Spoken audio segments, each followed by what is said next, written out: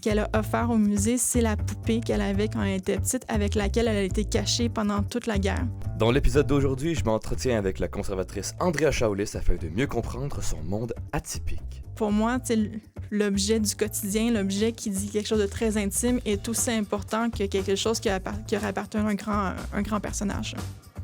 Ici Léo Lebrun, et bienvenue à Histoire de mieux comprendre.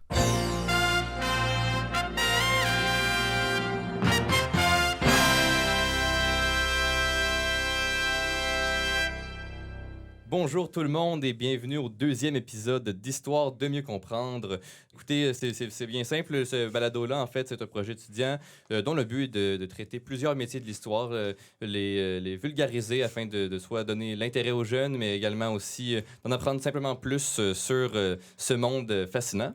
Et puis, donc, aujourd'hui, au deuxième épisode, comme je viens de vous dire, on reçoit quelqu'un de très intéressant. Andrea Chaoulis, déjà, bonjour. Bonjour. Donc, Andrea, tu es une conservatrice au Musée de la civilisation, mais tu as aussi travaillé au Musée de l'Holocauste à Montréal. Est-ce que j'ai bien raison? Oui, exactement. Puis même dans d'autres institutions muséales avant. Donc, ça fait quand même plusieurs années que je navigue, en fait, l'univers muséal. Alors, si tu peux rapidement décrire ton parcours, que ce soit tes études ou même, comme on vient d'en parler rapidement, mais aussi les nombreux petits métiers que tu as faits autour de l'histoire. Oui, mais en fait, moi, j'ai étudié à l'UQAM, à Montréal. J'ai fait mon baccalauréat là-bas. J'ai fait ma maîtrise aussi. Une maîtrise, à l'époque, ça s'appelait en histoire appliquée, donc vraiment une spécialisation de l'histoire pour non seulement arriver à être formé en histoire, mais aussi pouvoir transmettre l'histoire au public. Dans ce cadre-là, j'ai fait un stage chez Cité Historia, qui était un musée de l'histoire du Sault-au-Récollet, un ancien village dans le nord de l'île de Montréal. Donc, ma maîtrise apportait vraiment sur ce secteur-là particulièrement, et ça traitait des femmes et de leur rapport à la propriété foncière. Donc, pendant mes études, j'ai travaillé pendant plusieurs années au laboratoire d'histoire de patrimoine de Montréal, qui est en fait un laboratoire à l'UQAM, qui est encore dirigé par Joanne Burgess, qui est une historienne assez importante dans l'univers du patrimoine, de l'histoire industrielle aussi. Donc, j'ai travaillé là-bas sur plusieurs projets, entre autres de documentation d'un noyau conventuel, si on veut, des Oblots Marie-Immaculée à Montréal, sur le Parlement de Montréal aussi, quand Montréal a été capitale pendant quelques années au 19e siècle. J'ai aussi, à côté de ça, fait du bénévolat au Musée de l'Holocauste à Montréal. C'est un petit peu comme ça, vraiment, que j'ai commencé à mettre les pieds dans l'univers muséal. Ce bénévolat-là a mené à des petits contrats au musée, finalement, à un poste permanent comme conservatrice. Puis, sinon, j'ai aussi travaillé au Centre historique des Sœurs de Sainte-Anne à la Chine comme guide interprète là-bas. Donc, quand même, sur des sujets assez variés en histoire. Je pense que t'es pas la seule aussi dans l'histoire. C'est vraiment, quand on travaille dans l'histoire, on vient toucher à plusieurs petits contrats, petits trucs qui nous amènent éventuellement à avoir des métiers un petit peu plus développés de l'histoire, comme toi avec la conservation puis tout ça. Mais moi, ce que je me demande, c'est qu'est-ce qui t'a amené à choisir l'histoire? Ta passion de l'histoire, elle a commencé où? Elle vient d'où? Bien, je pense que c'est l'histoire qui m'a choisi. Tu sais, c'est comme un petit peu cliché de le dire comme ça.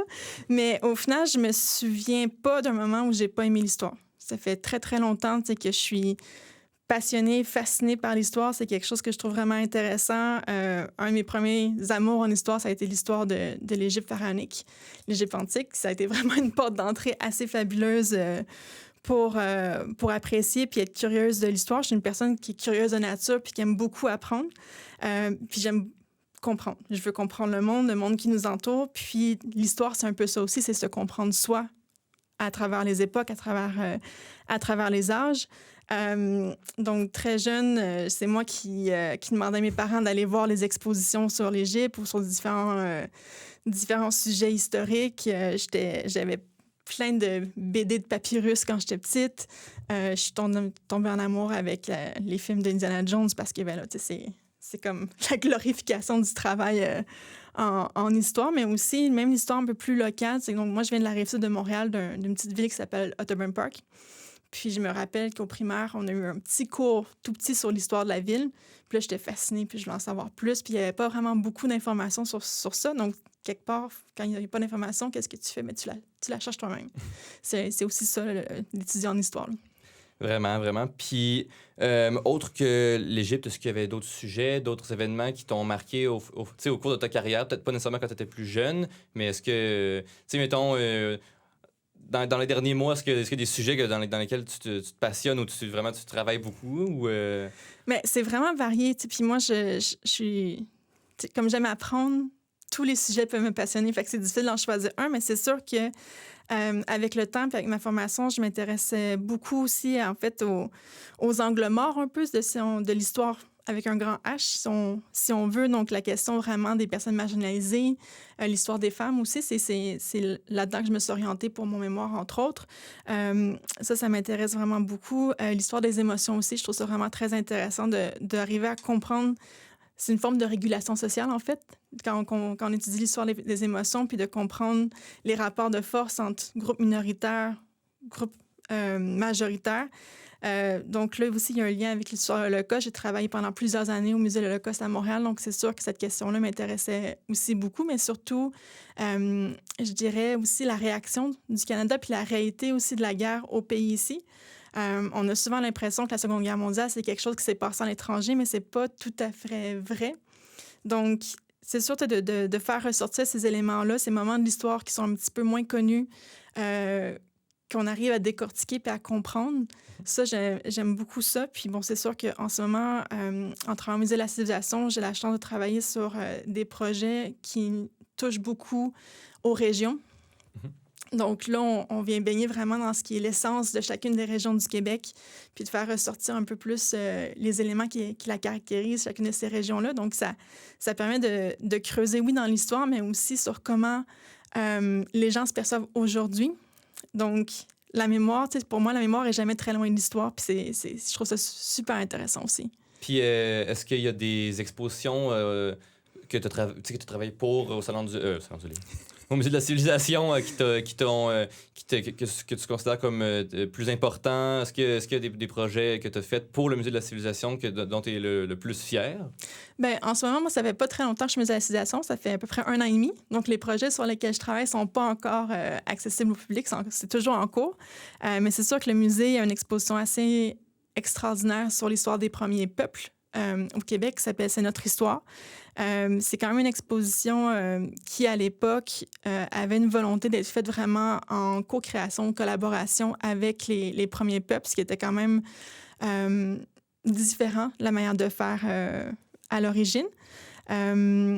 Sinon, je travaille vraiment sur des projets qui vont être présentés dans les prochaines années. Donc, c'est sûr que c'est vraiment en cours, mais très, très prochainement, au musée, il va y avoir une exposition qui s'appelle « Unique en son genre », qui explore vraiment la question de l'identité de genre.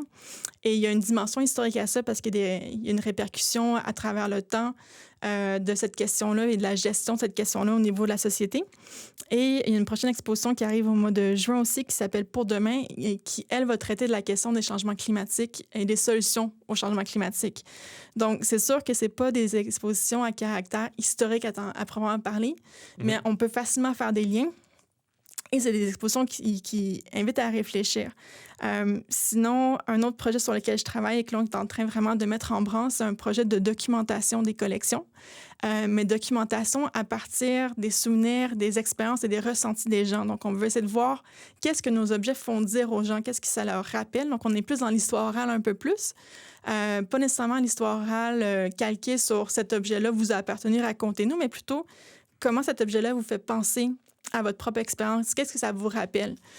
Donc, on cherche vraiment à venir intégrer des dimensions différentes à la façon dont on comprend les objets puis, en fait, notre propre histoire finale. Génial. Puis, une des questions qui m'est venue à la tête rapidement quand j'ai commencé à faire mes recherches sur le métier de la conservation, c'était plus au niveau... Est-ce que conservateur va venir faire absolument tout dans la conservation ou il y a des branches séparées dans la conservation? Ça dépend du musée. OK. Parce que c'est pas tous les musées qui ont tous les mêmes moyens. C'est pas tous les musées qui opèrent de la même façon, mais c'est sûr qu'il y a différentes branches de conservation. Donc, à la base, en termes de conservateur, c'est plus un métier de recherche. Donc, il y a des conservateurs qui vont vraiment travailler pratiquement comme à l'université, à faire des recherches et développer vraiment de la recherche sur les collections, sur les objets.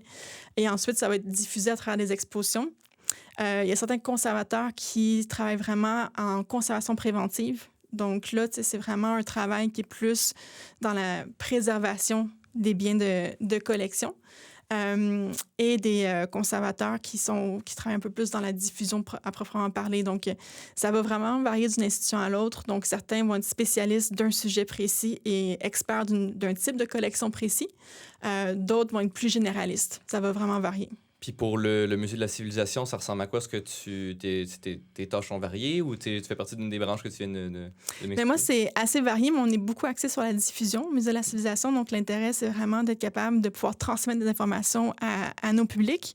Puis, j'ai des tâches quand même assez variées, mais le cœur de mon travail, c'est vraiment dans la production d'expositions et dans comment est-ce que les collections, puis quand on parle de collection, ça peut être des objets, ça peut être des photographies, des documents, même du patrimoine immatériel des fois, comment ça peut venir apporter de la substance, de la dimension et vraiment approfondir le discours de l'exposition. Donc ça, c'est vraiment une grosse partie de mon travail. Il y a aussi tout le travail au niveau des acquisitions. Donc le musée reçoit annuellement des dizaines, voire des centaines d'offres de dons. Et c'est notre rôle en tant que conservateur, conservatrice, d'évaluer ces offres-là et de déterminer en fonction de la collection qu'on a déjà, des priorités qu'on a, des politiques de collectionnement, si ce qu'on nous offre, ça peut intégrer nos collections. Et ensuite, on doit documenter ces objets-là. En fait, on doit justifier pourquoi cet objet-là doit entrer dans les collections du musée. Donc ça, c'est un élément qui est quand même super fascinant parce qu'on voit toutes sortes de choses. Puis c'est sûr que pour moi, l'objet du quotidien, l'objet qui dit quelque chose de très intime est aussi important que quelque chose qui aurait appartenu à un grand personnage. Exact. Puis, tu sais, si on peut prendre un exemple, on parlait au premier épisode de l'exposition là, sur René Lévesque, puis tout ça. Tu sais, c'est sûr que dans l'exposition, pour y avoir été, puis d'ailleurs, j'ai très apprécié. Puis, mais je trouve qu'il y avait des pièces qui étaient évidemment plus importantes, donc tout ce qui est la partie politique, mais tu vérifies un peu plus, puis tu tombais sur des bulletins ou des pupitres ou des objets inusités qu'il a utilisés. Puis je trouve que ça vient rejoindre ce que tu viens de dire là, parce que tout est fascinant dans la conservation, parce que on a cette idée-là que tu sais, dans les musées, on veut avoir les meilleures pièces, toutes les pièces les plus mythiques ou tout ça.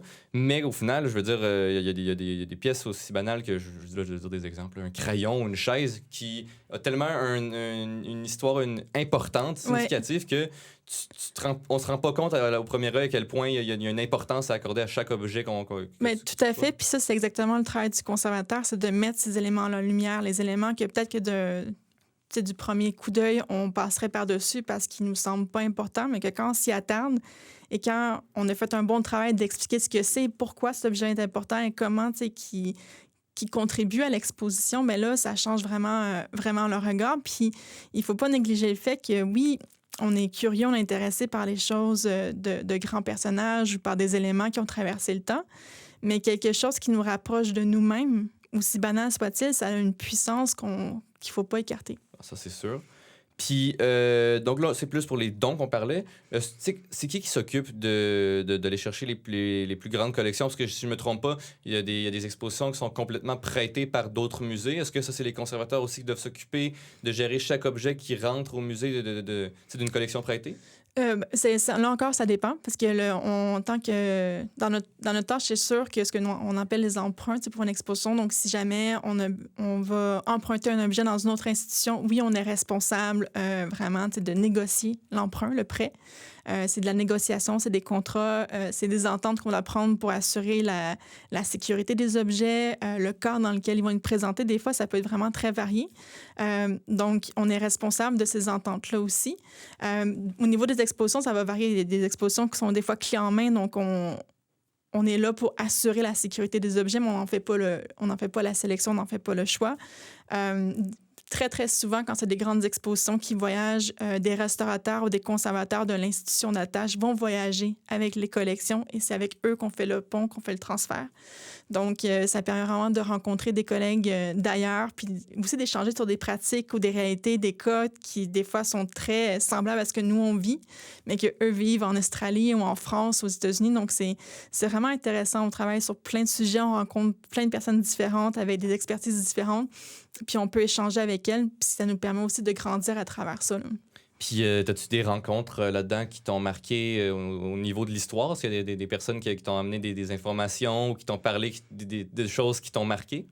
Ben moi, c'est sûr que ça m'est arrivé un peu plus quand j'étais encore au Musée de l'Holocauste à Montréal, parce que j'ai travaillé quand même plusieurs années là, et c'est un musée où on a la chance de travailler avec les témoins de l'histoire, donc avec des survivants de l'Holocauste, et c'était eux les principaux donateurs du musée. Donc là, on est dans une situation où on rencontre des gens qui nous donnent souvent les dernières traces matérielles de leur famille. Donc, j'ai eu des rencontres vraiment privilégiées là avec des personnes qui sont elles-mêmes des témoins d'histoire, mais aussi des passeurs d'histoire, de récits. Et un des rencontres qui m'a le plus marqué vraiment, c'est cette femme qui était enfant pendant la guerre. Puis, ce qu'elle a offert au musée, c'est la poupée qu'elle avait quand elle était petite, avec laquelle elle a été cachée pendant toute la guerre. C'était en fait sa confidente, son amie. Ses parents n'ont pas survécu. Donc, elle était orpheline à la fin de la guerre et la seule chose qui lui restait vraiment, c'est cette poupée-là qui était tout pour elle. Et elle vient la donner au musée. Donc, c'est des moments qui sont plus grands que nature. C'est difficile vraiment de mettre les mots sur ce que ça représente. Mais le travail après ça, c'est d'être capable d'assez bien documenter ce qui s'est passé, l'objet, l'importance de l'objet, pour que même quand on n'est plus dans l'institution, cette histoire-là, elle perdure puis qu'elle puisse être répercutée à travers le temps, à travers les générations de visiteurs, en fait. Exact. Comme une quête, une mission d'honorer la personne, s'assurer.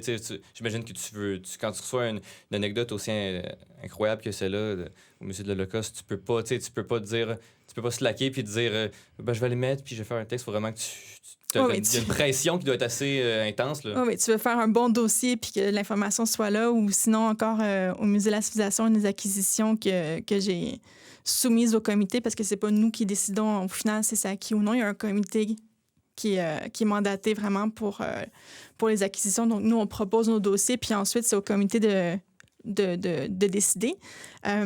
C'était un... Je me rappelle même plus du nom. Pas de souci. C'était en fait un bénitier mural pour l'extrême-onction. Puis, le donateur, en fait, ça appartenait à ses parents. C'est un cadeau de mariage que ses parents ont reçu quand ils se sont mariés en 1926. Puis, il a vraiment pu m'expliquer que le bénitier a été placé dans la chambre des parents, donc dans la chambre principale, du côté de sa mère, et que le bénitier était juste au-dessus du lit où tous les enfants de la maisonnée, quand ils étaient bébés, ont dormi. Donc, ça parle vraiment de protection, de sécurisation, mais c'est de l'information vraiment extraordinaire et riche qu'on ne peut pas aller chercher, qu'on ne peut pas trouver dans les archives. Il faut parler aux gens pour les avoir. Puis moi, c'est quelque chose que je trouve que c'est vraiment un privilège de pouvoir faire ce travail-là, de pouvoir être en proximité avec les gens et qu'ils puissent transmettre ces informations-là, ces histoires qu'on n'aurait pas autrement. Puis ce genre de choses-là, est-ce que... là, évidemment, je sais que le système d'éducation, tout ça a changé, puis que les cours sont peut-être différents maintenant, mais est-ce qu'on te l'enseigne, ça, dans les études collégiales ou universitaires en histoire, toutes ces belles rencontres-là, puis ces belles anecdotes-là que tu vas croiser dans ta vie, puis comment les gérer avec, comment vivre avec, puis tout ça, puis comment bien s'en occuper? Bien, encore là, c'est assez variable parce que l'idée même que l'histoire, c'est pas juste une date, c'est quelque chose qu'on découvre vraiment, je trouve, au niveau universitaire. Quand on est au secondaire, on axe beaucoup sur les faits, les événements, les dates. Je pense que ça tend à changer parce qu'on voit vraiment de plus en plus l'intérêt pour les gens de comprendre les interprétations et pas juste de maîtriser des dates. Mais c'est sûr que quand j'étais à la maîtrise en histoire appliquée, justement, cette relation-là avec la personne, c'était évoqué, mais j'ai beaucoup appris dans le milieu. J'ai beaucoup appris en rencontrant des gens. Il y a quand même, à l'Université Concordia, une discipline qui est très développée sur l'histoire orale, et je pense que les personnes qui sont formées en histoire orale aujourd'hui sont beaucoup plus outillées qu'il y a 10 ou 15 ans, alors que l'histoire orale, c'était quand même quelque chose qui était plutôt émergent en termes de ce qu'on pouvait faire en histoire. C'était quand même assez marginal. L'histoire orale, ça prend de plus en plus d'ampleur, mais c'est sûr que cette relation-là avec les gens, c'est pas nécessairement quelque chose qu'on va voir dans les cours en histoire parce en tout cas, à mon époque, on axait beaucoup sur les documents d'archives et les documents d'archives nous parlent beaucoup, mais c'est sûr qu'on peut pas les questionner de la même façon qu'on questionne une personne. Évidemment. Puis, niveau de l'éducation, toujours, je me demandais, je trouve ça important, vu que le but de mon balado, au final, évidemment, c'est de donner le goût aux jeunes de s'intéresser encore plus au métier de l'histoire. Puis tout ça, es-tu optimiste à ce niveau-là? Penses-tu que les jeunes, que ce soit de ma génération, voire plus jeunes, voire un petit peu plus vieux aussi, est-ce que tu es optimiste à l'idée que le monde de l'histoire est entre bonnes mains dans le futur? Ben, moi, je pense que oui, très franchement, parce que j'ai vraiment l'impression qu'il y a toujours des gens qui sont curieux de nature, que ce soit pas juste par rapport à l'histoire, mais il y a toujours des gens qui sont fascinés par des choses qui ont été ou qui auraient pu être, qui se posent des questions sur pourquoi les choses sont comme ça aujourd'hui, pourquoi est-ce qu'elles étaient différentes à une certaine époque, comment ce changement-là s'est opéré.